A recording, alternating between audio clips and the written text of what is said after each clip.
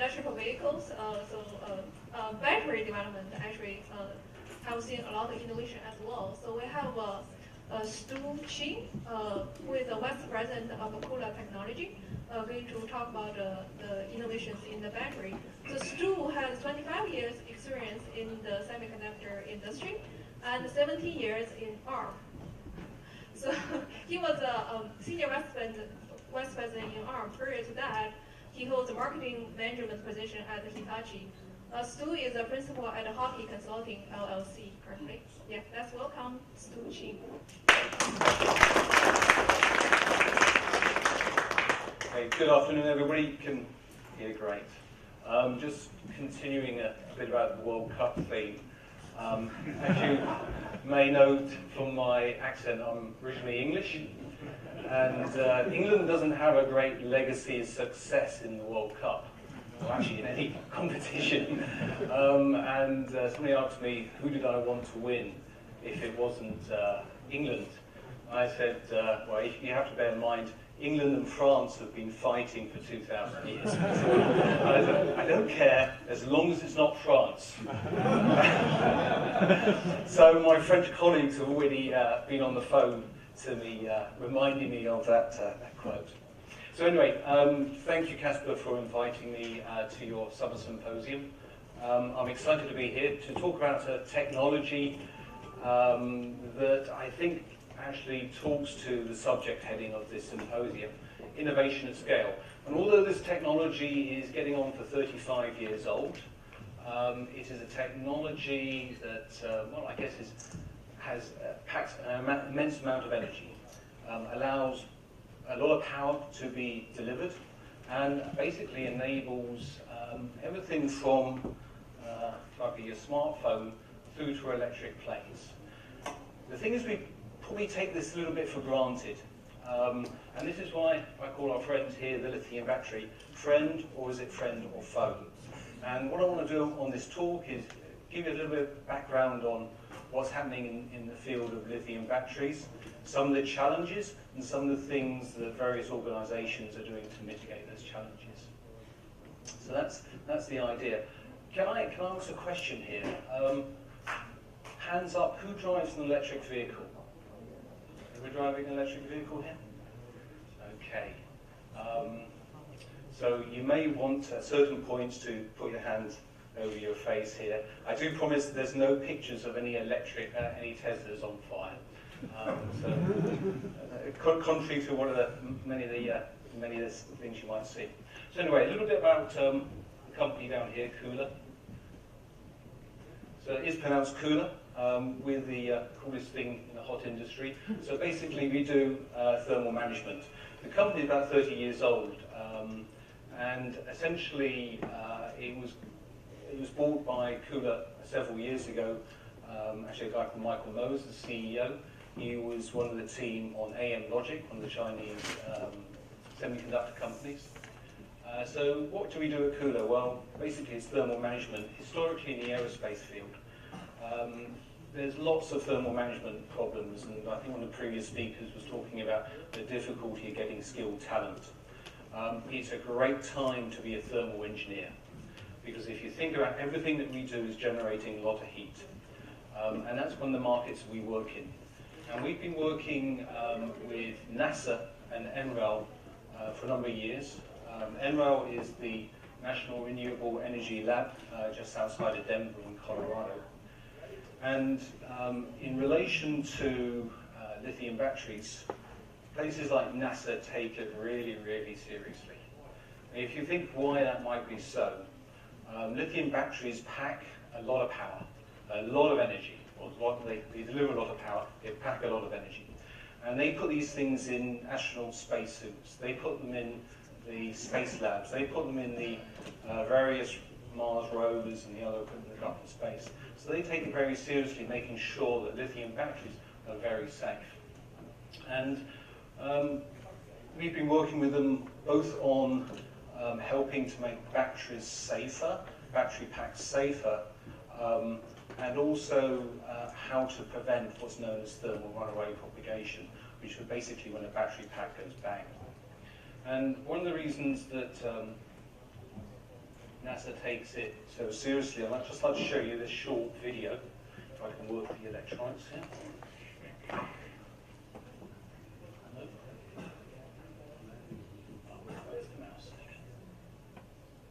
So this is a little YouTube video, and what I would say, everybody's got a battery very close to them. It's in their mobile phone. I've presented this one before. I have seen people take their batteries out after seeing this video.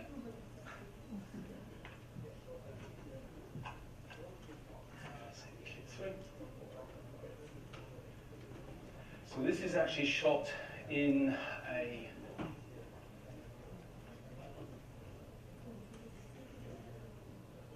lithium-ion battery for another battery they had. It was also lithium-ion battery. They were charging another battery. So it worked earlier. They were charging it, get ready to today, charging and monitoring their telemetry. How do I get the YouTube video up? They left for lunch, everything was going fine. They left for lunch, and we had the battery explode. And if you notice where that fire came out, we had the battery explode. So if you notice where that fire came out. You got the video, you got the audio, not the video. Yeah, it's a double screen, so that's major.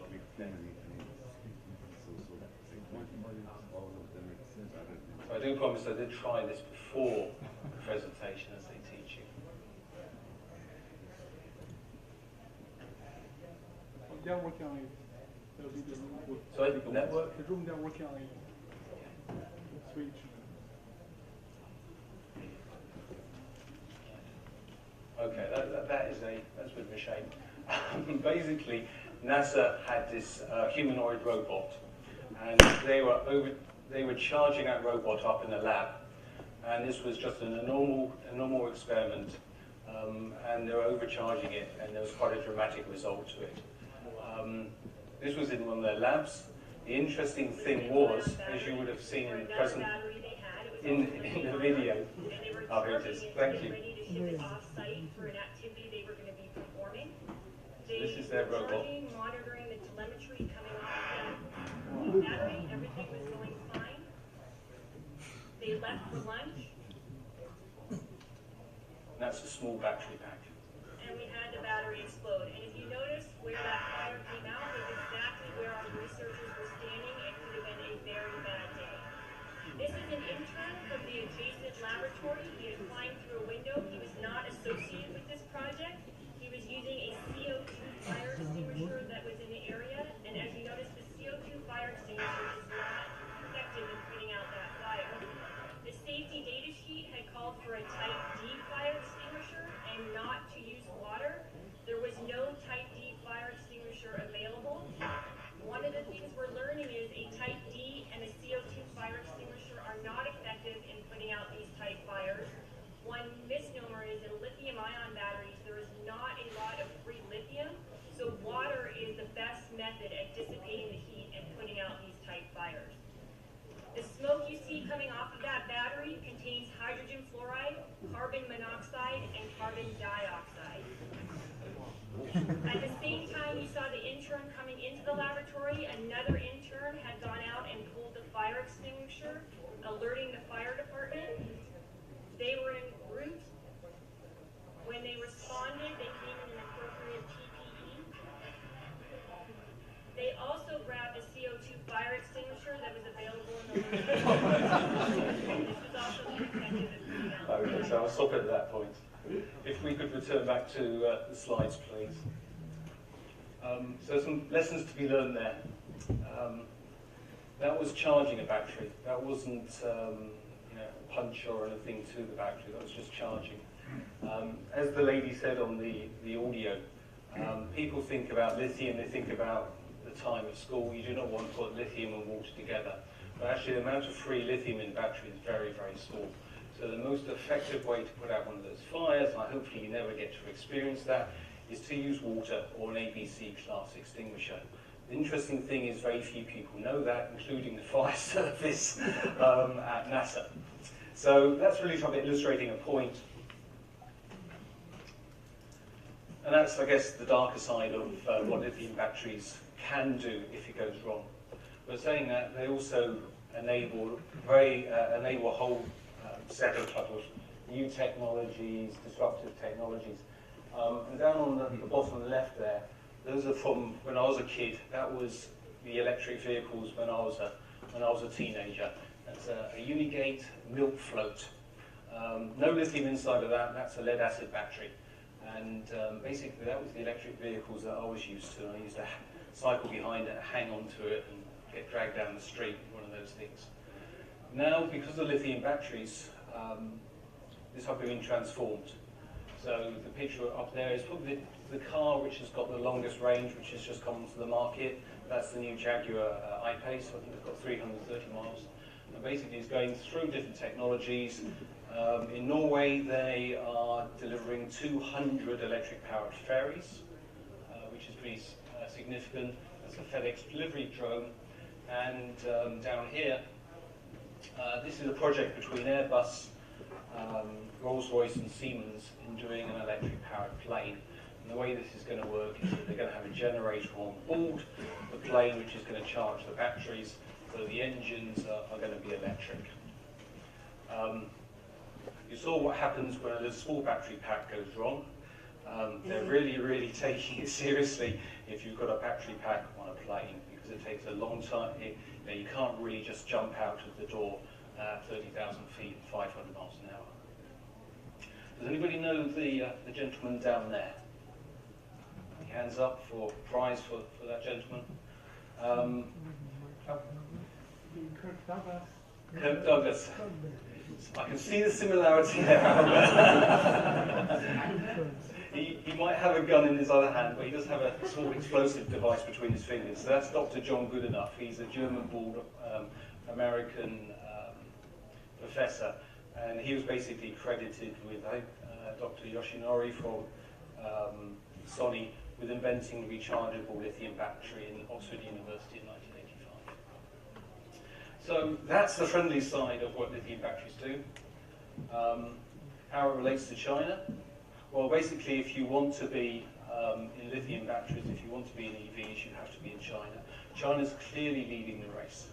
The target for electric vehicles for 2025 is around about 7 million, although that does get changed every day.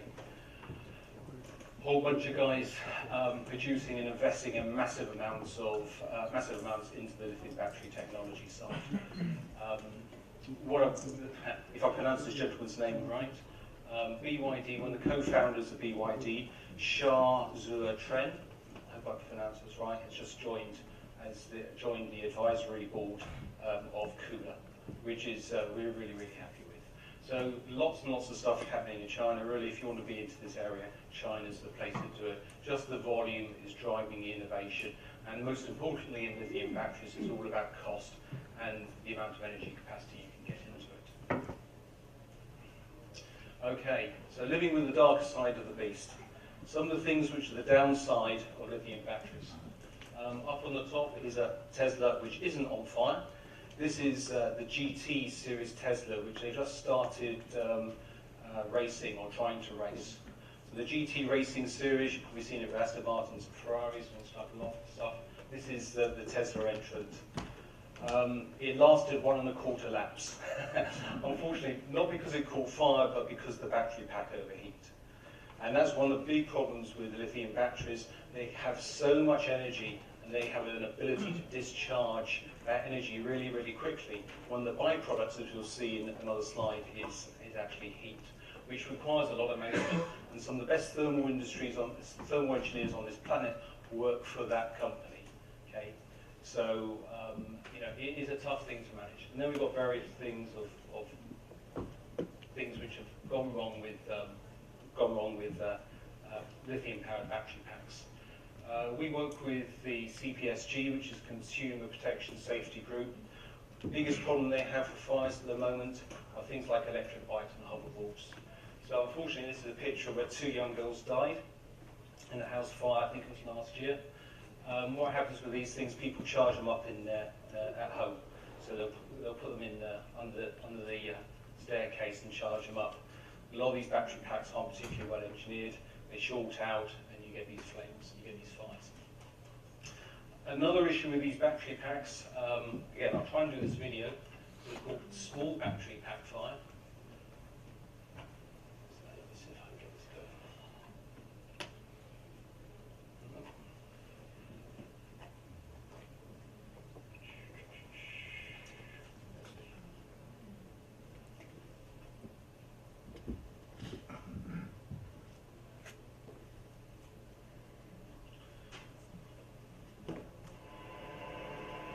Can we swap screens? Thank you. So this is overcharging a battery pack. This is what happens when you overcharge a battery pack.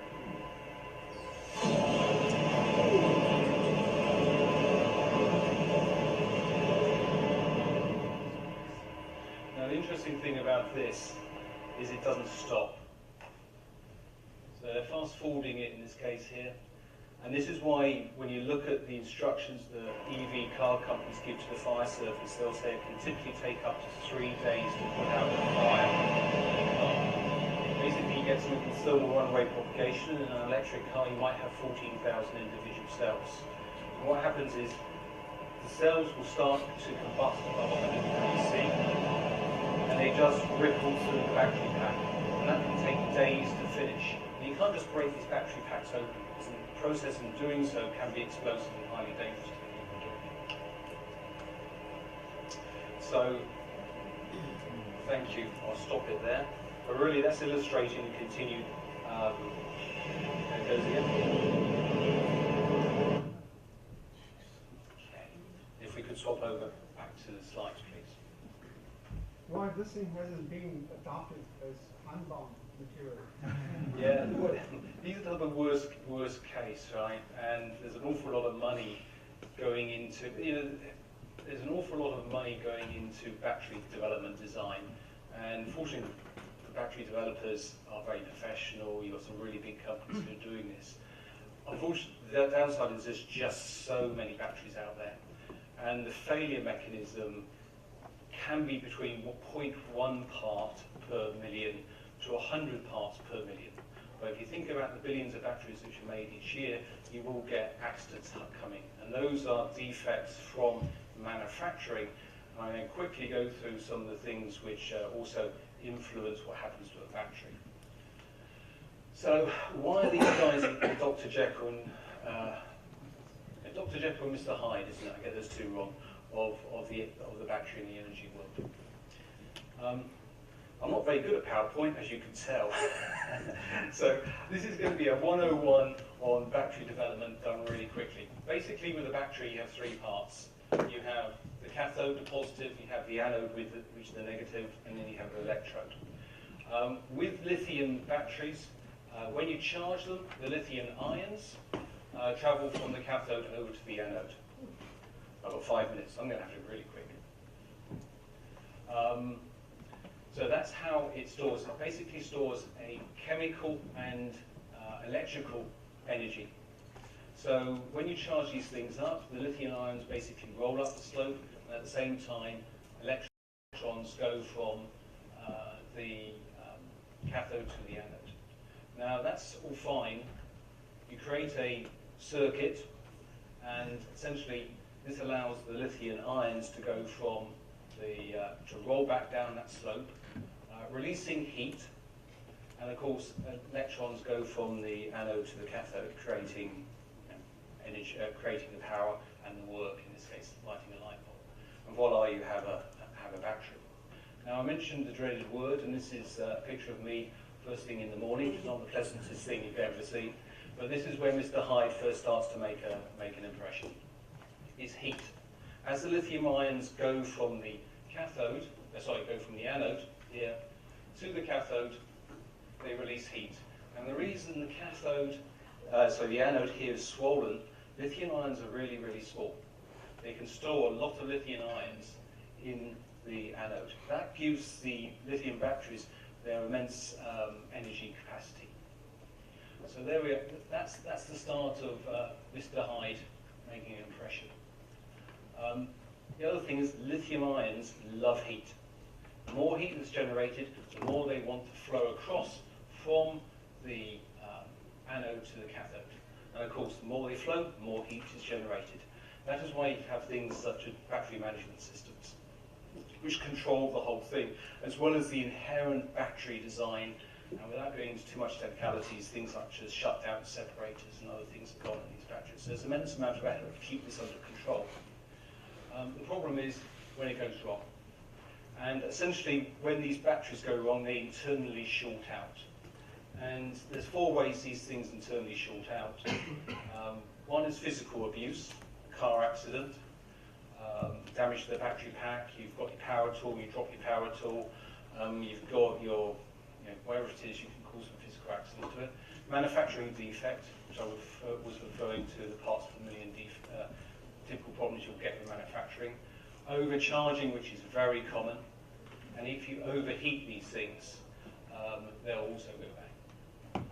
A couple of examples here. We talk about internal short. If you overcharge these things, you get a bulge in the anode, literally as it sucks in all the lithium ions. And you also get something called dendrite formation. All these things are essentially bad news because you get more lithium ions being generated, more heat. Thing goes bang, rest in peace, and hopefully that's just the battery and nobody else. I'm actually going to skip this one because of time. We'll come back to this slide. Go. Okay. So I've hopefully not scared you too much on what lithium batteries do, because they are good, but they do have a darker side. What do you do about it? Well, it's called risk mitigation. You basically design for failure. You design assuming these batteries are going to fail and you're going to have a fire. Our involvement in that is we've teamed up with NASA in 2 ways. We've licensed some technology called the internal short circuit device. And this is allow people to develop safer batteries and also safer battery packs by triggering these batteries into a failure mode. So there's a device that's actually planted inside the battery that causes them to fail in a predictable way and is representative of the current performance or the current characteristics of the battery. The other side is we've also been working with NASA on stopping these things happening. So this is one of our products, which is a passive vaporizing heat sink. Okay, so NASA invents this with NREL. Got various awards for it, a bunch of really clever guys. It's quite simple. It basically is a thing that's inserted in the battery. NASA mandates it on all its manned space flight vehicles. Let's skip this. This is quite interesting, so I will play this. This is at a synchrotron near Oxford in the UK, and basically this is what happens to the insides of a battery during thermal runaway.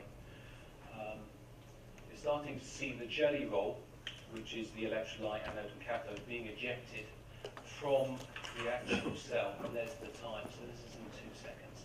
It gets a bit more dramatic. So now basically, as it's gone into thermal runaway, it's generating the heat and it's acting like a firework. So that's starting to really push the stuff out now. And you'll see. Is that an explosion? Yeah, that's. I'll show you what that picture looks like in. You'll see in a second. Is this an IR picture? Synchrotron. Oh, synchrotron. Yeah. So this is basically the thing's gutted itself now. And that thing's floating down there like a spacecraft is actually the cap of the battery that's just gone. Okay, so talked about that. We basically licensed this technology and we are doing ISC trigger cells. Not, I hasten to add, not to go into production devices, but just for testing in the lab to allow people to do safer battery packs. We also produced what's called a vaporizing heat sink. Again, developed with NASA. This is a test by NASA on what happens with, they basically rigged up a battery here. I think it was about 50 cells. And they caused the cells to go into thermal runaway, and the idea was to stop the cells propagating from one cell to another. Again, because I want to keep to time, I won't show you the video of that, but essentially it shows that when these batteries go pop, and that's as far as it goes. What might be a better illustration is actually, this is done in our high-tech lab. We actually blew up our last our last battery test facility. This is one of the guys testing. This is a nail penetration test on the battery. And the interesting thing is, you guys are probably used to working with really high-tech tools in the semiconductor industry. The standard testing for lithium batteries is what's called a nail penetration test. And it is literally hammering a nail into a side of a battery, as you'll see. Now, that's not particularly good, hence the reason why NASA came up with this alternative technology. But let me just see if I can play this. 1, go. That's one 18650 cell. That's one 18650 cell. This is when it's wrapped with our thermal, our vaporizing heat sink material. 3, 2, 1, go. So really no flames there. You get a lot of gas and you get vapor. Basically, all the energy is being removed via water. So, some takeaways. Lithium batteries are great. We take them for granted. All our phones that we want, our electric vehicles, powered by lithium batteries. They've got a downside to them. However, a lot of money is going into developing new battery technologies. You've heard of solid-state batteries. This is where essentially the highly inflammable part of the battery, which is the electrolyte, being replaced by various solid-state compounds. 95-year-old Dr. John Goodenough is working on that in Austin. They're doing, I think, glass electrolytes. We ignore these things at our peril, because when they do go wrong badly. So the guys are mitigating against this risk, so you design for failure. Unfortunately, the existing initiation techniques aren't the best, hence the reason NASA have come up with, we believe, is one of the best ways to initiate these thermal runaways and battery explosions for people to design batteries. And from our side, we also do the passive cooling of batteries. So batteries in these things such as Teslas have active passive cooling, which is really important. You'd never get a car working without it. But in many applications, you also need passive because it's fail-safe, much lighter and much cheaper. And actually, I think I'm pretty much on time. So with that, I'll leave you with one message. Another high-class Ching drawing. Be nice to your lithium batteries, please.